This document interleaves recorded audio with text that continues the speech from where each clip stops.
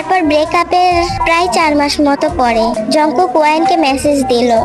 Jungkook বলল wine. Wine বলল Jungkook বলল তোমার কথা সত্যিই হয়েছে, তোমার মতো করে আমাকে কেউ ভালোবাসেনি। ওয়াইন বলল কি হয়েছে?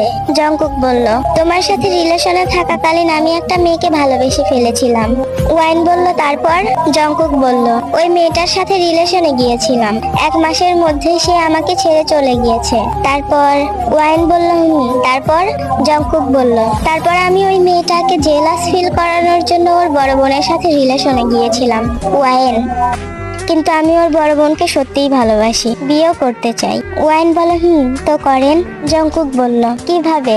সেও তো আমাকে ছেড়ে চলে গেছে, সে আমাকে ভালোবাসে না, সে শুধু টাইম পাস করেছে। ওয়াইন বলল শেষমেশ আপনিও অন্য ছেলেদের মতোই চরিত্রহীন হয়ে গেলেন। জংকুক বলল চরিত্রহীন হইনি, আমি শুধু ভালোবাসি। ওয়াইন বলল ভালোবাসা কয়জনের প্রতি আসে জংকুক? জংকুকের মুখে কোনো কথা নেই। জংকুক বলল আমাকে একদিন আফসোস করতে হবে, আমি তোমার মতো কাউকে হারিয়েছি।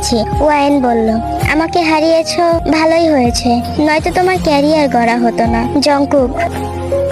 ওয়াইন বলল আমি এত চেষ্টা করেও তোমার মনে আমার জন্য ভালোবাসা জন্মাতে পারিনি, অথচ কেউ বেইমানি করেও তোমার মনে জায়গা করে নিয়েছে।